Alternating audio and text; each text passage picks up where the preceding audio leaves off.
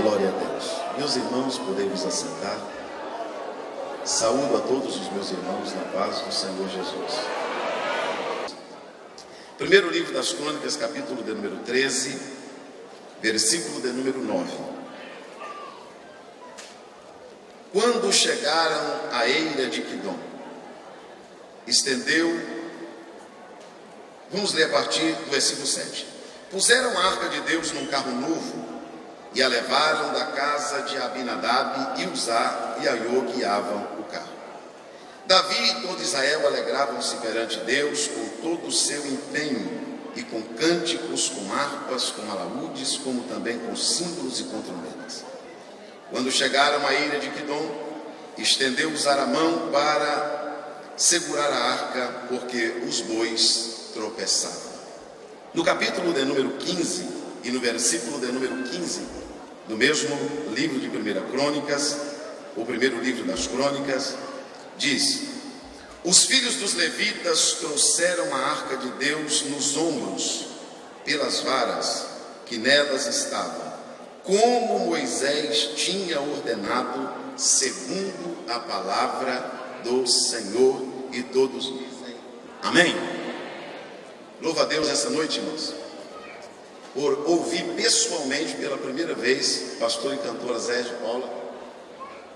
Quando eu vou tirar um período de oração, geralmente eu coloco um hino dele para tocar e depois eu oro. Me inspira muito. Quantos querem ouvir a palavra de Deus? Meus queridos irmãos, nós estamos esses dias dentro do tema voltando ao princípio. Esta noite eu vou falar uma palavra que vocês já conhecem, mas Deus nos relembrará de algumas coisas sobre a arca da aliança. É do conhecimento dos irmãos que este utensílio sagrado representava, ou literalmente era a presença de Deus e o poder de Deus entre o povo de Israel.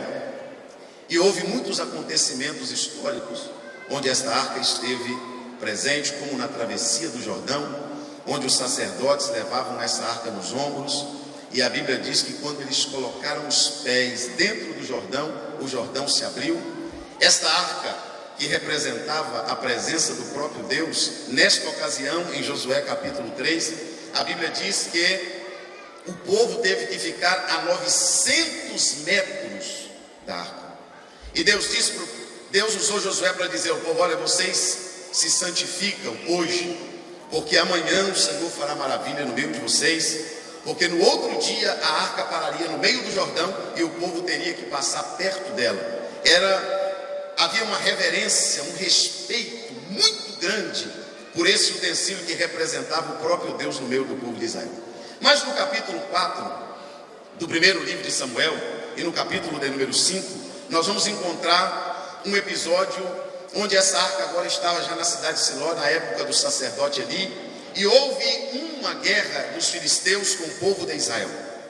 E a Bíblia diz, pastor Eduardo Lopes, que nesta guerra Finéias e seu irmão pegam esta arca, Hófni e Finéias, e levam para a batalha. Eles estavam perdendo a batalha.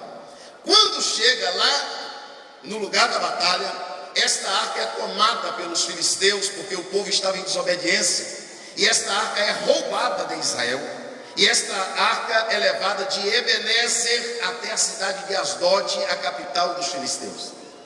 Como naquela época era comum pegar o Deus perdedor e colocá-lo no templo do Deus vencedor, pegaram a arca de Deus, achando que Deus era perdedor, quando na realidade perdedor era o povo, porque estava em desobediência.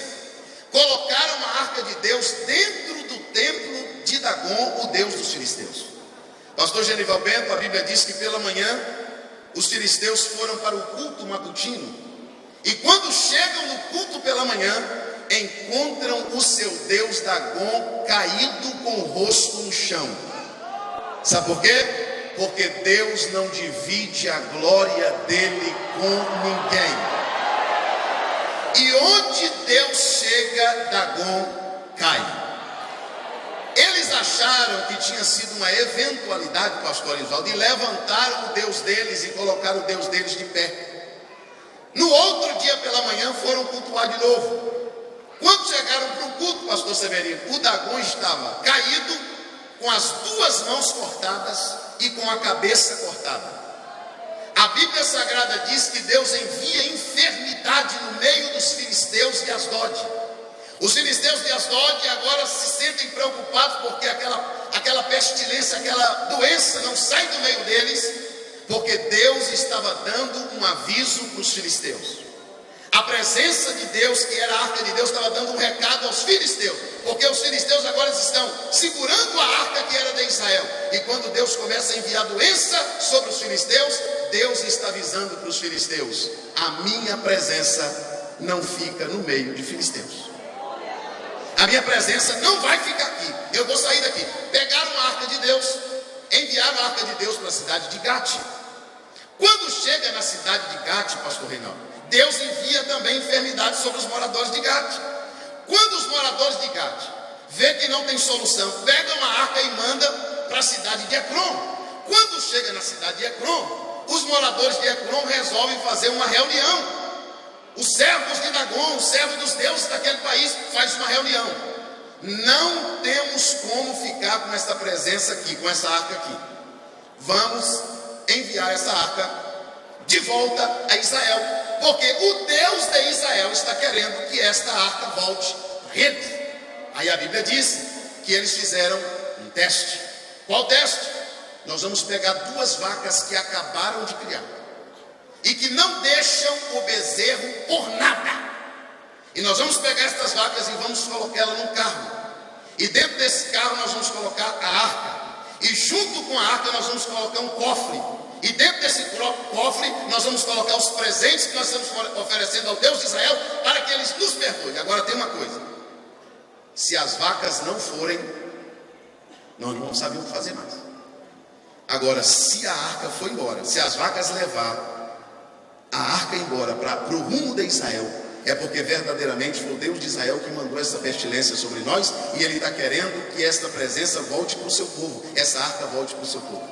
Pegaram a arca e colocaram em cima do carro, e quando soltaram as vacas, vaca não tem GPS, vaca não conhece mapa, vaca não é racional, mas a Bíblia diz que elas iam caminhando e berrando, sentido a Israel. Levante uma das suas mãos aos céus. A presença de Deus tem tanta vontade de estar no meio do seu povo, que nem a vaca errou o caminho quando estava levando a arca de volta. Quando a presença de Deus sai do céu, ela não fica procurando, ela sabe para onde vir. E esta noite ela está entre nós. Você pode glorificar a Deus por isso. A arca de Deus chega à cidade de Bet-Semes. Bet-Semes era uma cidade que ficava no limite de Israel, mas já era uma cidade de Israel. Quando a arca de Deus chega na cidade de Bet-Semes, os moradores de Bet-Semes fazem uma festa tão grande que eles matam a vaca, eles quebram o carro e eles oferecem as vacas em holocaustos a Deus. E a Bíblia diz que eles se alegraram e com grande júbilo disseram: a arca de Deus voltou para nós. E a Bíblia diz que cometeram a loucura de abrir a arca de Deus.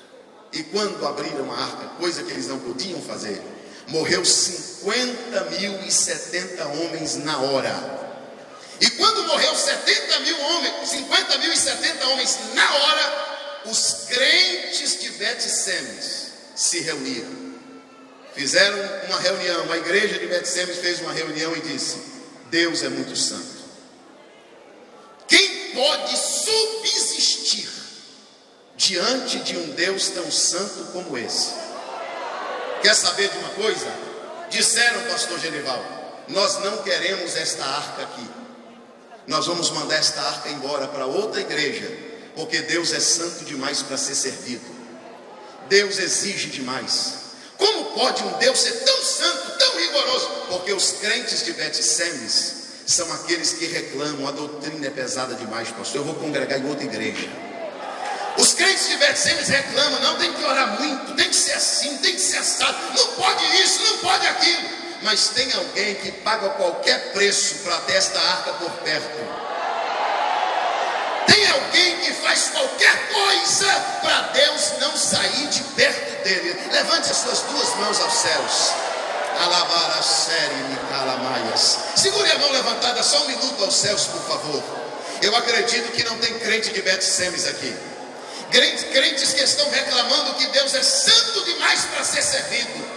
Não mude de igreja, não mude de palavra, não mude de doutrina. Paga o preço que for preciso pagar, mas tenha a arca de Deus por perto. Nada substitui a presença de Deus. E se isso é verdade, você pode glorificá-lo esta noite, porque a arca de Deus quer ficar junto do seu povo. Não queremos arca. Deus é muito santo para ser servido. Pegamos essa arca e mandamos esta arca para Kiriat Jearim. Vamos mandar esta arca para outro lugar. Oh, meus irmãos, quem anda por aí sabe, tem igreja que não tem mais arca. Tem lugar que você já não sente mais o coração queimando, o corpo arrepiando, os olhos lagrimejando. Tem culto por aí tão ruim que até Jesus quer que acabe. Até Jesus quer que o pastor dê a benção. De tão ruim que é. Sabe por quê? Porque culto só tem graça quando tem presença. É verdade ou não é, meus irmãos? Sem presença de Deus, o culto é sem graça. Eu sei que tem gente aqui que está pagando o preço para se manter. Mas tem uma coisa, tem uma vantagem. Você não precisa fazer força para sentir Deus. Você sente Deus com facilidade. A Bíblia Sagrada diz que mandaram esta arca para Kiriat Jearim. Quando esta arca chega na cidade de Kiriat Jearim, ela vai para a casa de um homem chamado Abinadab. Consagram o seu filho a sacerdote, Eleazar.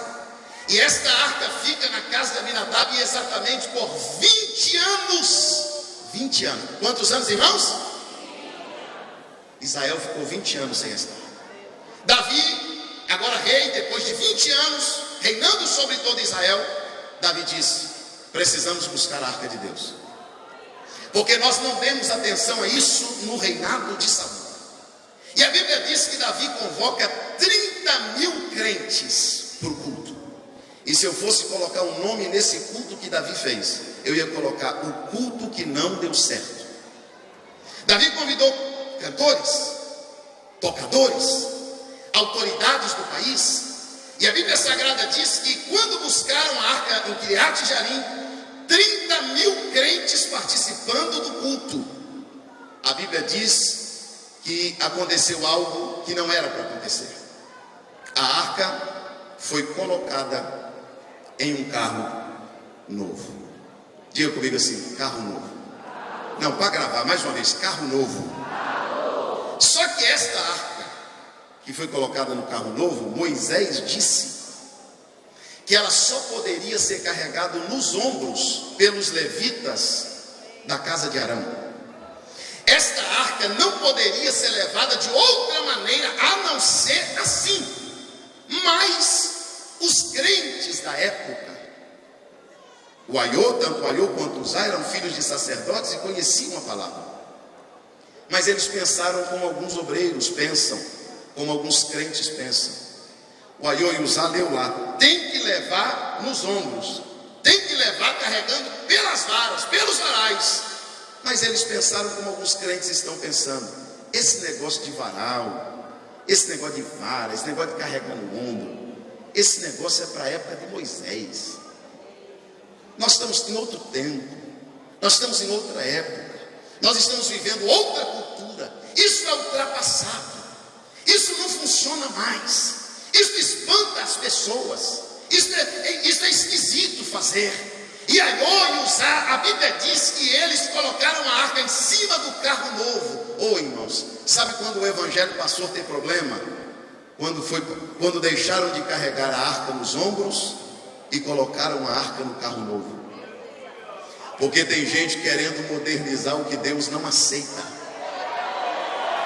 Tem gente querendo mudar o que Deus não aceita que mude. Levante as duas mãos aos céus. Sabe por que você ainda passa por provações, por lutas? Sabe por que você ainda chora, como ouvi os pastores chorando aqui na hora do louvor, que o pastor Oséias e Paulo estavam cantando? Porque só quem carrega no ombro sabe o peso que é. Só quem carrega nos ombros sabe que é pesado. Mas construíram um carro novo. Graças a Deus, os irmãos desta igreja ainda são referência no nosso país. Mas tem lugar que a arca já está no carro novo faz muito tempo. Pastor, qual é o problema do carro novo?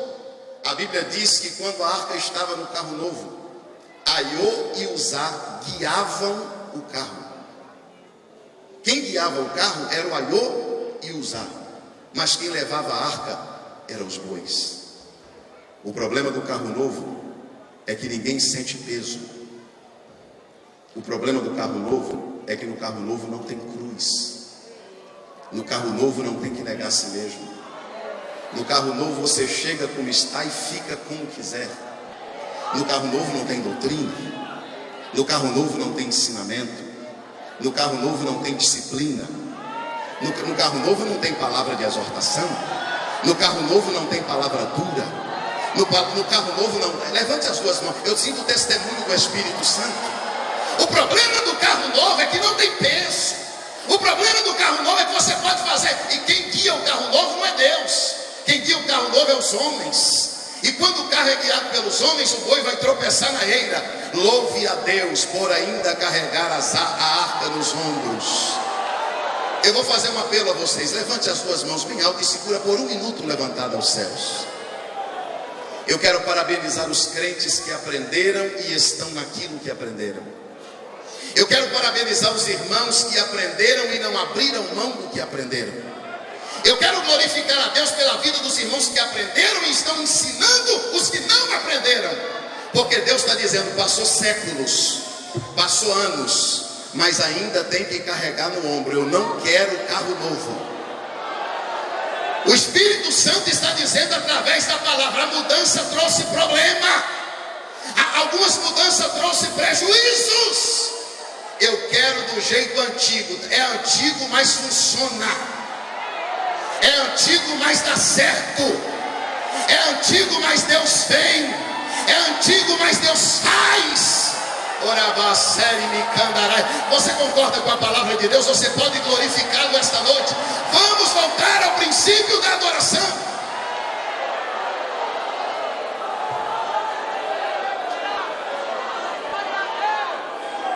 Me ajude a pregar, por favor. Pergunta para esse irmão que está ao teu lado: onde está a arca na sua vida? Está no carro ou está no ombro?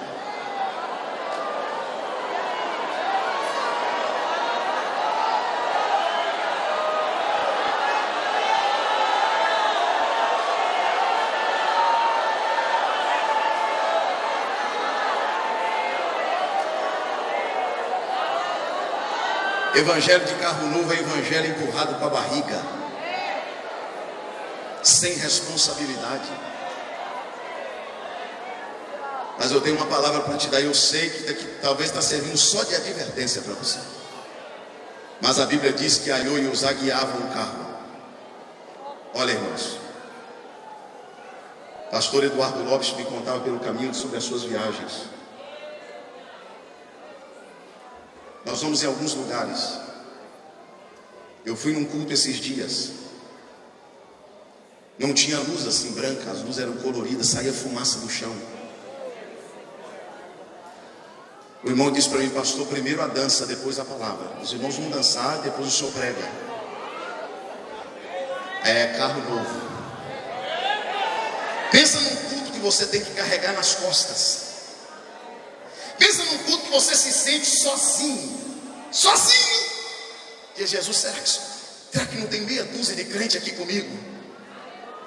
Ei, é difícil. Não é fácil. Mas do jeito de Deus é do jeito que funciona.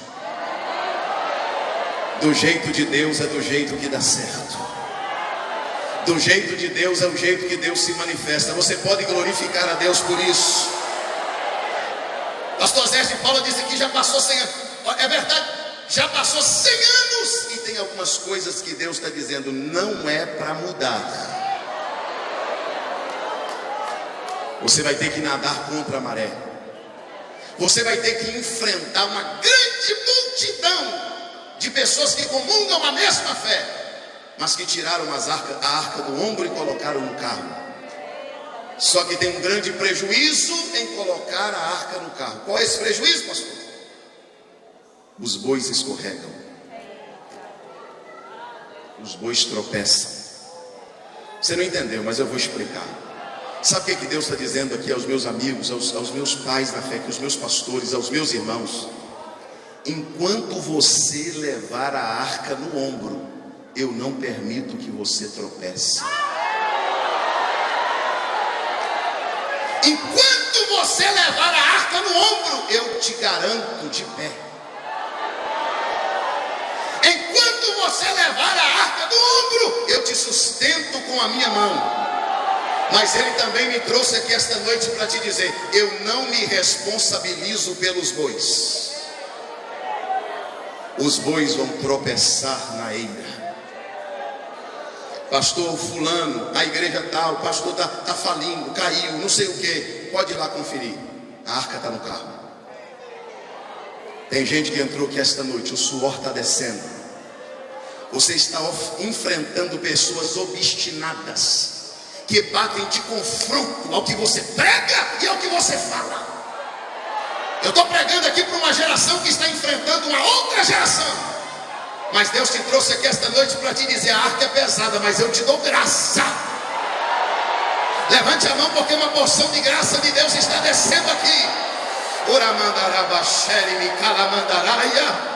Deus vai te dar graça para permanecer. Deus vai te dar graça para continuar pregando a verdade. Muda A, muda B, muda C, muda D. Mas Deus está dizendo aqui, eu quero no ombro, no ombro, no ombro, no ombro, no ombro, no ombro. Não muda, não muda, não muda. Aleluia.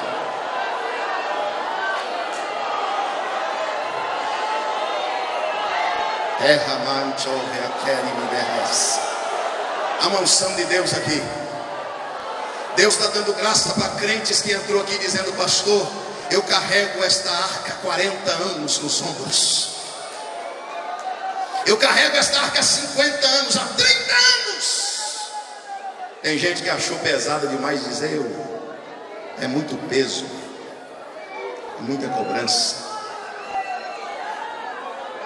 muita coisa. Tem gente reclamando da igreja. Você está reclamando da igreja porque a doutrina é pesada? Você está reclamando da igreja porque o ensinamento é rígido? Vá congregar numa igreja onde não tem batismo com o Espírito Santo. Vá congregar numa igreja onde o culto começa e termina e nenhum crente fala em línguas estranhas. Vai congregar numa igreja onde todo mundo pode pecar e o pecado continua lá e fazendo mal, proliferando, levedando a massa. Aí você vai sentir saudade da tua igreja. Fiéis são as feridas feitas por aquele que ama. Você está sendo desafiado a mudar. Tira do ombro e põe no carro. Você acredita que esta pessoa que está do teu lado, Deus vai dar graça para ele até o arrebatamento da igreja? Você tem coragem, com muito respeito, dar a mão a esse irmão? Você tem coragem? Tem gente aqui desafiada a mudar. Pastor, todo mundo mudou. O Brasil todo está mudando. Pastor, levanta a mão dele assim lá em cima. O Espírito Santo comunica ao meu coração que Ele vai te dar força suficiente. Ele vai te dar graça suficiente. Ele vai convencer o teu coração a permanecer naquilo que você aprendeu. Passa ano, entra ano e sai ano, mas a palavra é a mesma.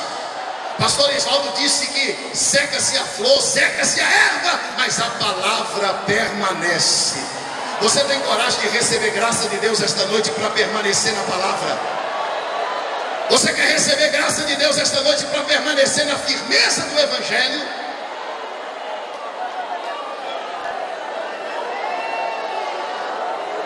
Deus vai te dar graça.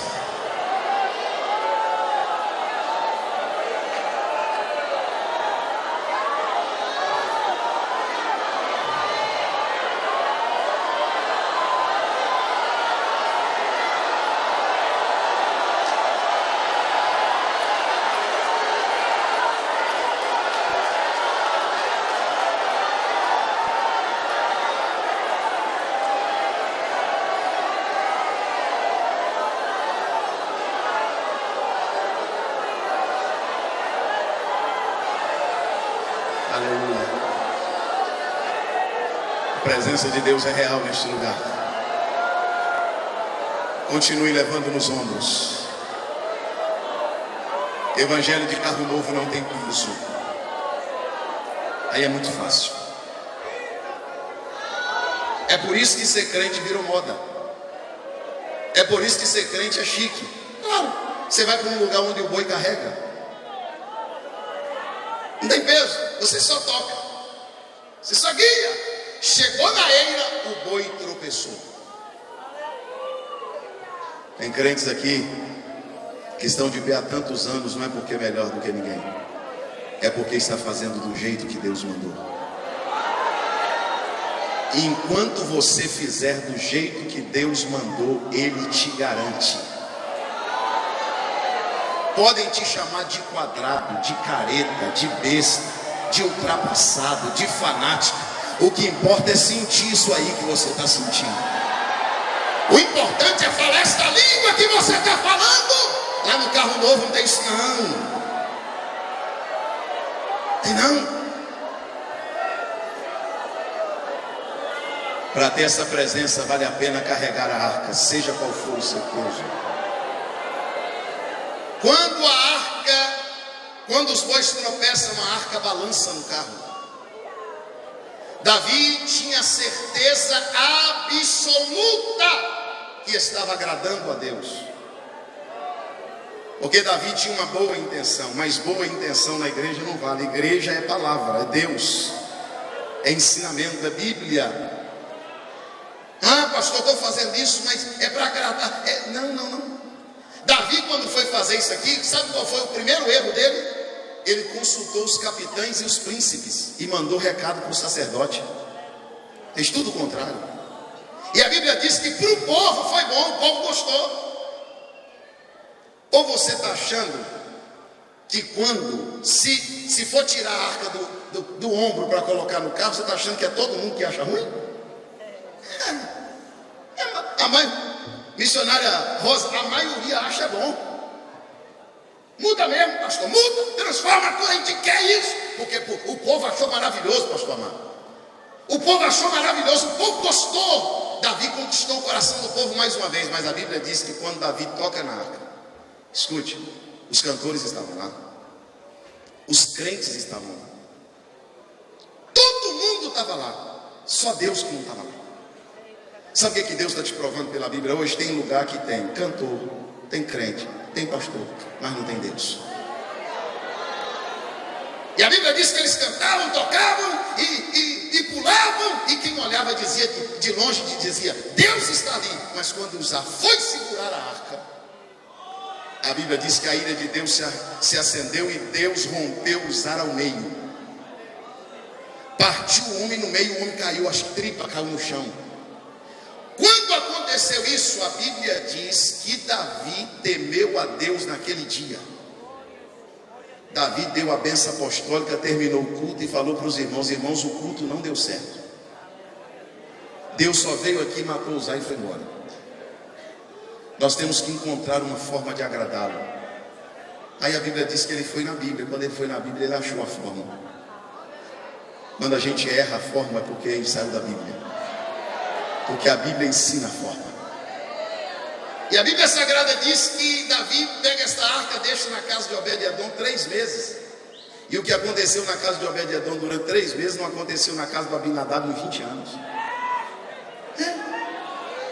O que aconteceu na casa do Obed-Edom em 3 meses não aconteceu na casa de Abinadab em 20 anos. Provavelmente lá na casa do Abinadab a arca ficava na varanda, mas lá na casa do Obed-Edom ficava na sala.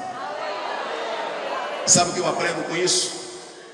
Eu aprendo com isso que a arca de Deus entra na minha casa. Tem arca de Deus na tua casa? Na tua casa se lê a Bíblia? Na sua casa o som lá toca é hino mesmo, irmão? É hino. A televisão lá da tua casa, o que passa lá na sala da tua casa? É só você ver o que está na tela, de repente você vai ver que de repente a arca não está lá, porque Deus não divide glória. A tua casa tem que ter a presença de Deus. 3 meses depois, Davi aparece. E a Bíblia diz que ele vem com os sacerdotes, escute isso. Ele vem com os levitas sacerdotes. Ele encontrou os homens certos. Escute isso, grave isso. Davi encontrou os homens certos. Pastor, está virando brincadeira, estão pregando heresia, tem igreja que não prega a verdade. Mas os homens certos existem. Existem. Não é por causa dos errados que os certos não existem. Davi disse assim: olha, por causa que vocês não levou a primeira vez, deu tudo errado. Agora se santifiquem. Agora Davi estava crente, irmão, falando em santidade. O primeiro culto Davi não falou nada.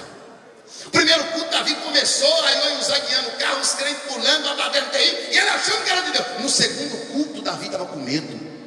Olha, vocês, Deus matou os avos, vocês ficam crentes, vocês santifiquem, porque nós vamos fazer subir a arca de Deus para Jerusalém. E a Bíblia diz que agora os sacerdotes levitas colocam a arca no ombro. E quando eles colocam a arca no ombro, eles começam a levar a arca de Deus, e eles davam 6 passos e sacrificavam. A glória de Deus veio com tanto ímpeto naquele lugar, que a voz era ouvida de longe. Porque agora o pulo não era na carne, o pulo era no espírito.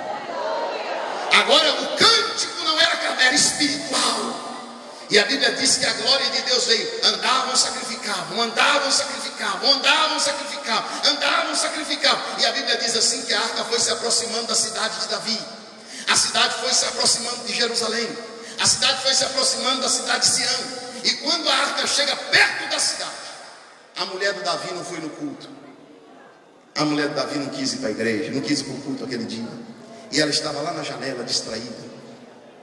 E quando Mical olha da janela, Davi não estava vestido de vestes reais. A Bíblia diz que Davi, em algumas traduções diz que ele estava nu, mas nu ali é porque ele estava sem as suas indumentárias. Ele estava vestido com um éfode de linho, ele estava vestido com uma roupa simples. Quem olhava Davi no meio do povo até se confundia com o povo. E a Bíblia diz que Davi vinha pulando, saltando e bailando. Se você vê um crente pular do teu lado aí, não se escandaliza, a arca deve estar perto. Se você vê um crente dando um grito, falar uma língua que você não entende, fica tranquilo. Na presença da arca acontece tudo isso. Levante as duas mãos aos céus. Se esta presença te toca esta noite, você tem 1 minuto para glorificar a Deus agora. Solte o teu grito de aleluia. Diga glórias ao nome de Jesus. Fale em línguas estranhas. Você não pode pular, é carnaval. Você não pode dançar, é forró. Você não pode pular, é no samba. Você não pode gritar, é falando palavrão, é falando palavra torta. Mas na presença da arca, meu irmão, ontem tinha um irmão dançando aqui, um pulando ali, um saltando lá. Porque quando a arca vem, acontece um movimento espiritual. Quando a arca está presente, a glória de Deus nos enche. Você pode glorificar a Deus por isso. A mulher de Davi olha da janela e despreza Davi no seu coração. Sabe o que a mulher de Davi diz? Que absurdo. Como pode o rei fazer isso? A primeira vez que eu preguei em São Miguel dos Campos, se ninguém dissesse para mim que o pastor José Orisvaldo era o presidente, eu nunca ia saber, a não ser se Deus me revelasse. Porque ele chorou o culto todo. E geralmente, por aí onde eu prego, os pastores não choram.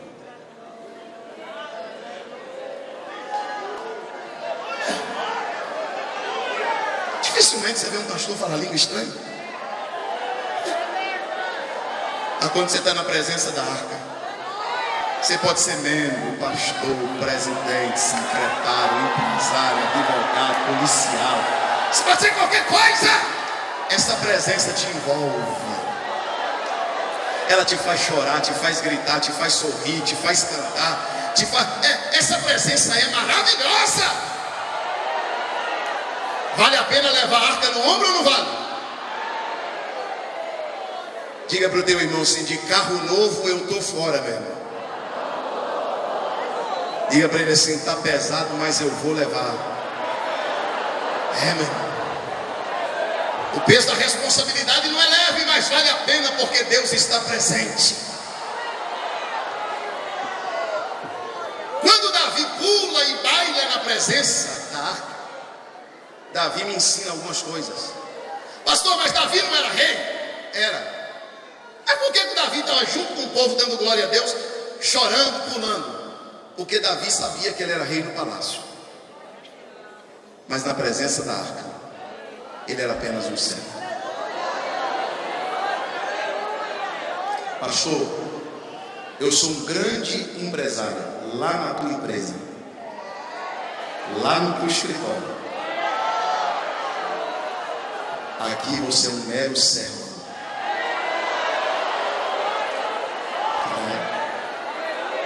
Aqui o empresário tem que sentar do lado do gari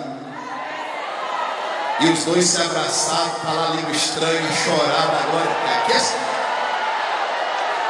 Pastor, por que na presença da arca o grande fica com o pequeno? Porque a presença de Deus não separa, a presença de Deus une.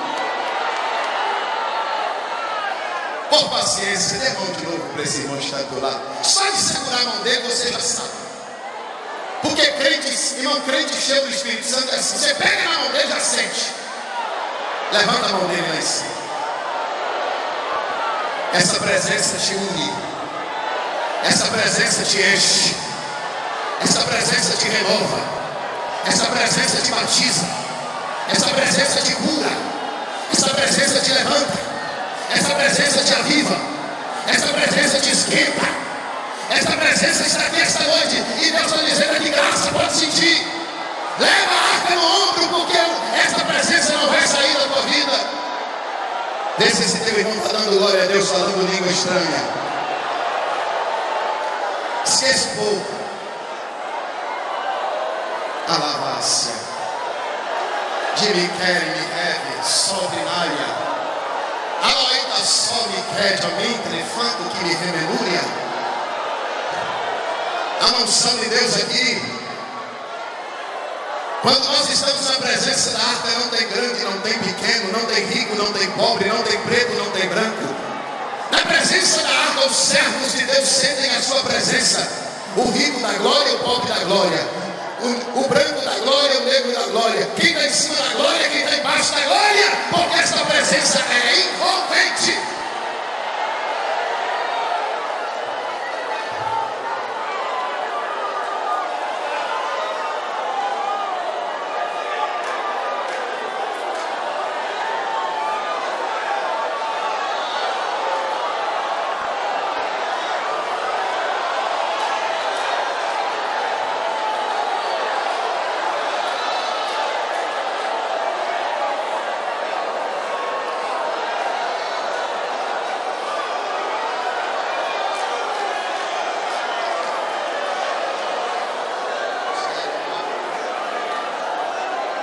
Ei, olha aqui para mim.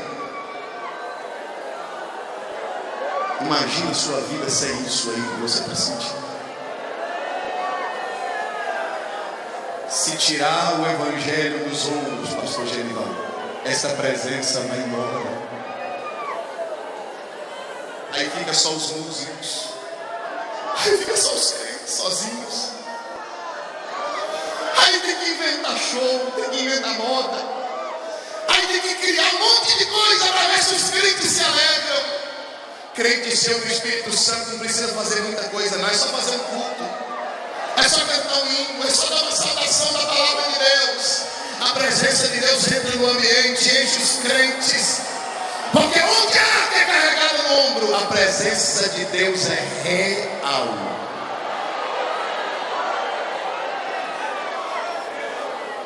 Chegaram para Davi e disseram assim: que absurdo, hein, Davi?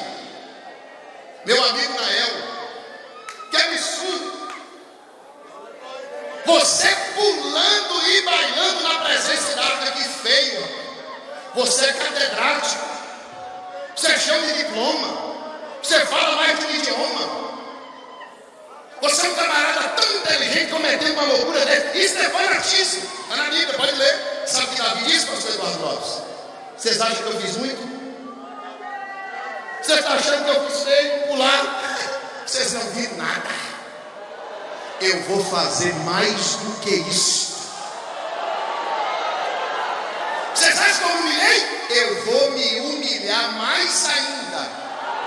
Esse irmão que está aí do teu lado está achando que o teu glória a Deus está alto demais. Diga para ele assim: você não viu nada, irmão.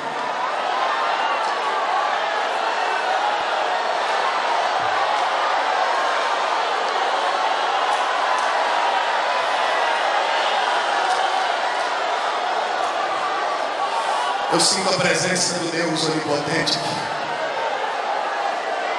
Com a permissão do meu presidente, nosso pastor, fica de pé, por favor.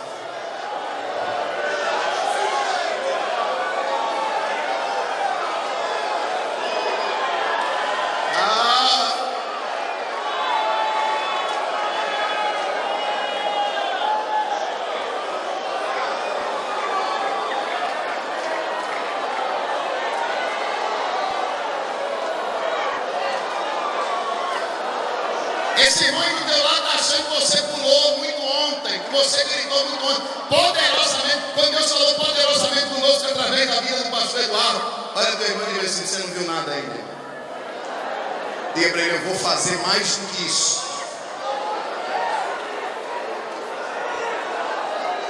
Quando estamos na presença de Deus, até dos títulos nós esquecemos.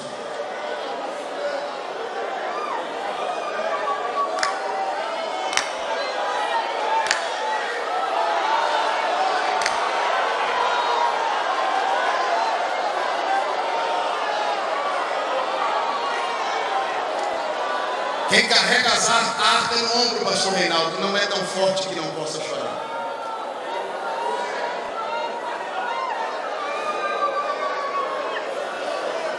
Talvez você vai dizer para mim: pastor, mas essa gritaria, isso aí, dentro da época que nós vivemos, isso aí não dá certo não. Eu prefiro ver um irmão dançando e bailando na presença de Deus do que inventando moda dentro do carro novo. É melhor você ver um crente aqui cheio do Espírito Santo, pulando e dançando na presença de Deus, do que ver um crente ímpio que viaja até para fora do estado para pular carnaval. Sabe o que Deus está te dizendo através da palavra? Dê lugar, meu filho. Até Davi deu. Aí a Bíblia Sagrada diz que quando a arca de Deus entra em Sião, a arca é introduzida dentro de uma tenda que foi feita para ela. Diga comigo, toda a igreja, bem alto: uma tenda. Não sou contra lindos templos, pelo contrário, sou a favor. Não sou contra templos suntuosos, pelo contrário, sou a favor. Pode construir e fazer, é conforto para os irmãos. Mas sabe o que Deus está dizendo através da palavra? Eu quero um lugar que seja só meu. Pode ser uma tapera, pode ser uma congregação feita de pau a pique, pode ser uma congregação que não tem microfone, não tem som, pode ser uma congregação que no meio do canavial, mas eu quero um lugar que seja meu.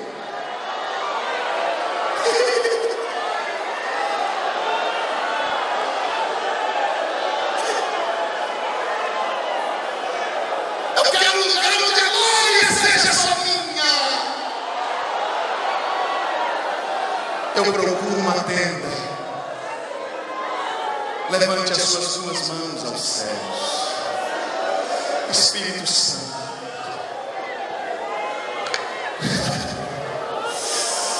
coisa linda.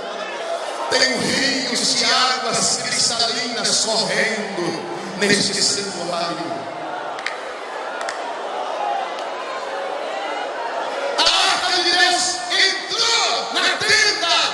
Mas essa tenda era só da arca.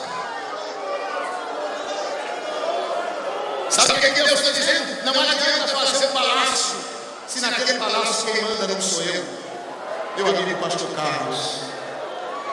Não adianta fazer um grande palácio se a glória não é minha. Pode até fazer um palácio, mas a glória tem que ser minha também. Olha para esse irmão que está ao teu lado e diga para ele: Deus procura uma tenda. Eu vou fazer o que eu faço todas as vezes que eu prego. Eu vou pedir para uma irmã: não faça diferente, por favor. Eu vou pedir para uma irmã ficar de frente com uma irmã. Um irmão ficar de frente com um irmão. Não faça diferente, por favor. Só olha para ele, fica ali de frente com ele. Olha no semblante dele. Crente que sabe o que é peso de responsabilidade. No primeiro culto Deus não foi só para usar, mas no segundo culto Deus estava do começo ao fim. Oh glória! O Espírito de Deus acaba de comunicar ao meu coração que uma torrente de poder vai vir sobre a vida de muitos crentes aqui agora, e muitos podem ser batizados no Espírito Santo. Uma grande revelação espiritual virá sobre alguns que estavam deixando a arca para os bois levarem. Eu vou pedir para que, com muito respeito, quando eu disser agora, você vai abraçar a irmã e você vai abraçar a irmã, você não vai soltar não. Você vai segurar ele até você sentir. Até ele sentir que a presença de Deus entrou na tenda. Deus vai tomar a boca de alguns em profecia. Alguns serão curados de enfermidades. Outros receberão dons espirituais.